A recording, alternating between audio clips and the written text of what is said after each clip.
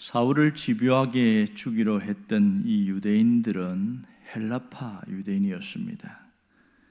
그래서 예루살렘의 믿음의 형제들은 사울을 그의 고향 다소로 보내었습니다.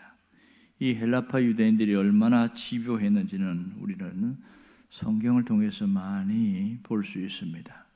왜 이렇게 집요했을까? 그것은 그들이 자신들이 따르는 교를 버리고 예수라는 그 도를 따르는 자를 배신자라고 여겼기 때문에 그렇습니다.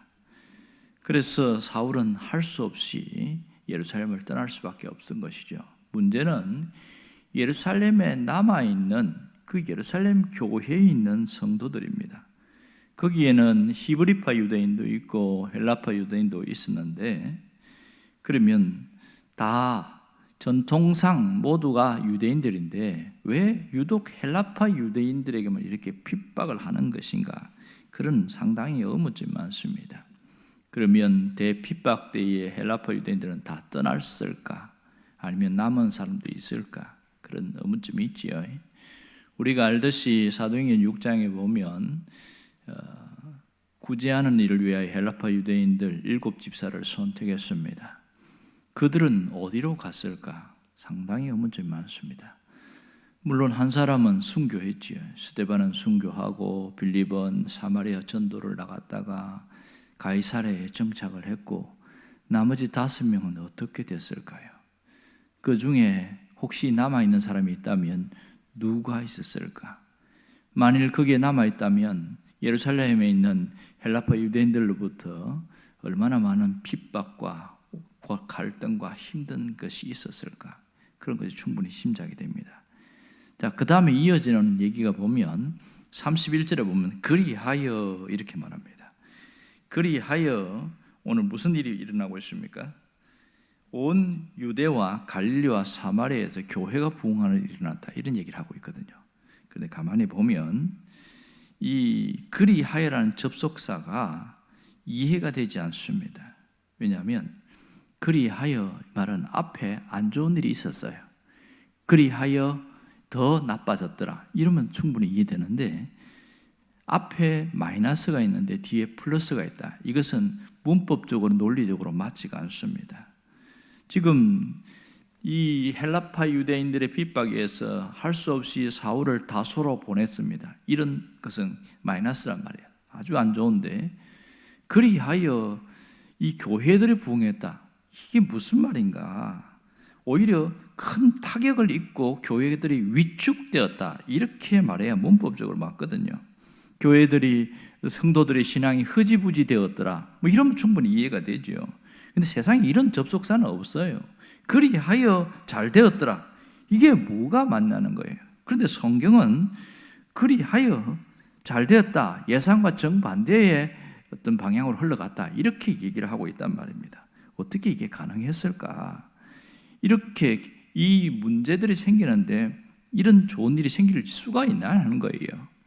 자, 똑같은 상황에서 32절에 보면 베드로 이야기가 나옵니다. 같은 상황에서 일직선상에서 베드로는 루다와 요빠 지역을 다니면서 복음을 전했다는 이야기가 나와요. 그러면서 거기서 많은 믿는 사람들이 생기고 이렇게 되었습니다. 자, 그러면 오늘 이 31절은 상당히 일관성이 없단 말이에요. 왜 이런 말씀을 강조할까? 그리하여 교회가 부흥했다, 왜 이런 얘기를 하는 것인가? 그럼 그리하여는 도대체 무슨 뜻이냐는 거예요.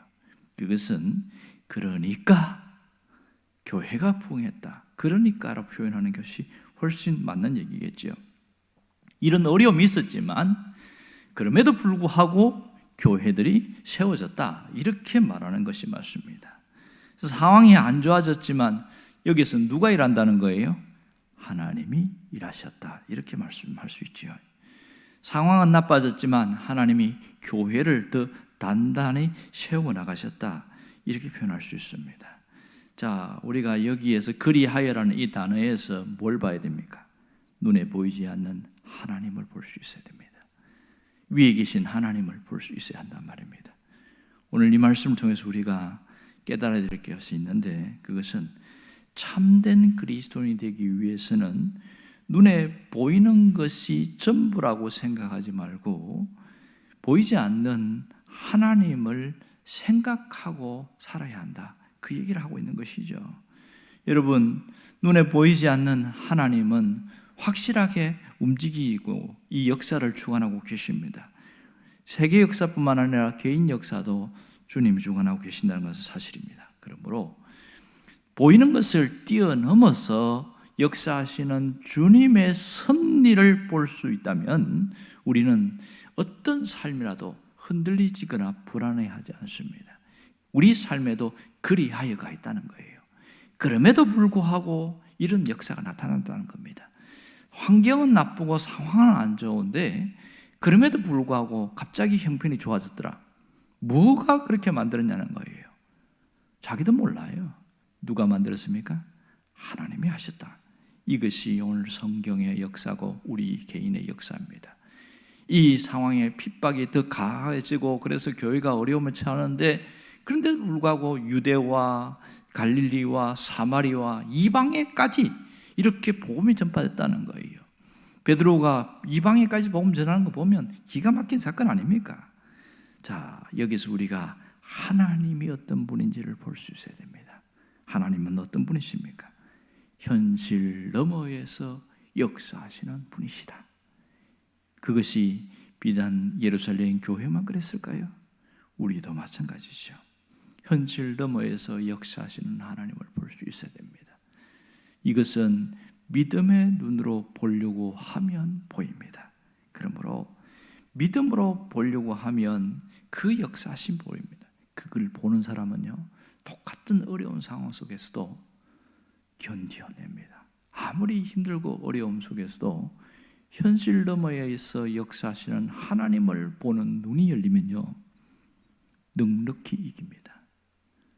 현실에 굴복하거나 두려워하지 않더라는 거예요. 무엇이 그렇게 바꿔놨습니까? 저 사람 원래 믿음이 좋아서 절대로 그렇지 않습니다. 현실 너머에 역사하시는 하나님이 느껴졌기 때문에 그렇게 할 수 있었던 것이죠. 성경에 보면 이런 사람 하나가 있지요. 누가 있습니까?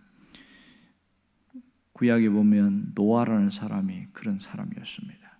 그는 하나님이 방주를 지으라고 했을 때 무려 100년이나 걸쳐서 방주를 지었고요. 그리고 갑작스럽게 홍수가 이렇게 왔을 때 40일간 땅에 홍수가 가득 찼다 그랬잖아요. 그러면 성경을 자세히 읽어보지 않은 사람은 배가 40일간 떠 있었구나 이런 생각하는데, 이 지하수가 터지고 하늘이 뚫어져 가지고 온 세상이 물로 가득 찼으니 물이 빠져야 될 거 아니에요. 무려 방주 안에서 1년하고 17일을 더 있었다는 사실을 아는 사람들은 많지 않습니다. 성경을 자세히 본 사람만 알겠지요. 1년하고 17일 동안 있으면서 얼마나 답답했겠어요. 그래서 오죽하면 물이 빠졌는가 싶어서 까마귀도 내보내보고 비둘기도 내보내보고 그렇게 하잖아요. 그는 유일하게 하늘을 향하여 창문만 딱 열려요. 그 창이 있었어요. 뭘 봤다는 거예요? 이 비가 오는 가운데서도 하나님을 바라보았고 비가 그친 다음에서도 하나님을 바라보았다는 거죠. 이 옆에 아무것도 볼 수 없는 상황 속에 오직 하나님만 봤다는 것이 이 노아의 모습이었습니다. 그렇기에 그는 방주에서 내린 이후에 가장 먼저 한 일은 집을 짓는 게 아니었습니다. 땅을 가꾼 게 아니었어요. 제단을 쌓고 하나님께 제사부터 드렸습니다. 그것은 자기 신앙의 고백이었어요. 위를 바라본 그 신앙의 고백이 가장 먼저 나왔을 때에 제사부터 드렸다는 것은 놀라운 점입니다. 그때에 노아가 본 하나님이나 우리가 보는 하나님이나 같은 분이죠. 역시 영으로 계신 하나님은 눈에 보이지 않습니다. 무엇이 보입니까? 믿음의 눈으로 보려고 할 때에 그 역사하신 하나님을 볼 수 있게 되는 것이죠. 진정한 그리스도를 산다는 것은 자신의 눈에 보이지 않는 것, 그 너머를 보려고 하는 사람이고 또 보고 가는 사람이라고 할 수 있습니다. 그 너머에 섭리하시는 하나님의 큰 그림을 보려고 해야 됩니다. 지금이 아니라 개인이든 교회든 어떤 것이든 그 너머에 섭리하시는 하나님을 보려고 하는 사람은요, 그 속에 섭리신앙이 있기 때문에 모든 것을 이기고 견뎌내는 것을 알 수 있습니다. 가끔 초대교회에서도 보면 목숨을 걸고 신앙을 지키다가 마지막까지 목숨을 버리면서도 신앙을 끝까지 붙든 사람들은 어떤 사람들이었습니까? 하나님의 섭리를 바라본 사람이고 위에 계신 하나님을 본 사람이겠지요. 그렇지 않다면 그 죽음의 앞에서 얼마나 두렵고 무섭습니까? 어떻게 그걸 이겼을까요? 섭리하시는 하나님을 봤기 때문입니다. 보이지 않는 하나님이 보였기 때문에 그렇게 살아갈 수 있는 거예요. 우리에게는 그런 위협과 그런 환난은 없어요. 하지만 크고 작은 문제들 때문에 걱정하고 근심하는 일들은 상당히 많습니다. 어떻게 이런 것을 이겨낼 수 있을까요?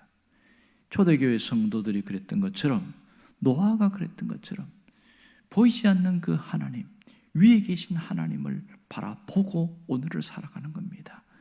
나를 통하여 일하시는 하나님, 나를 통하여 섭리하시는 그 하나님의 큰 그림을 보고 지금을 살아갈 때 현실이 문제가 되지 않아요. 환경이 문제가 되지 않습니다. 주님이 역사하실 거니까 두려워하지 않습니다. 불안해하지도 않고요. 이것이 신앙으로 살아가는 사람들의 모습입니다.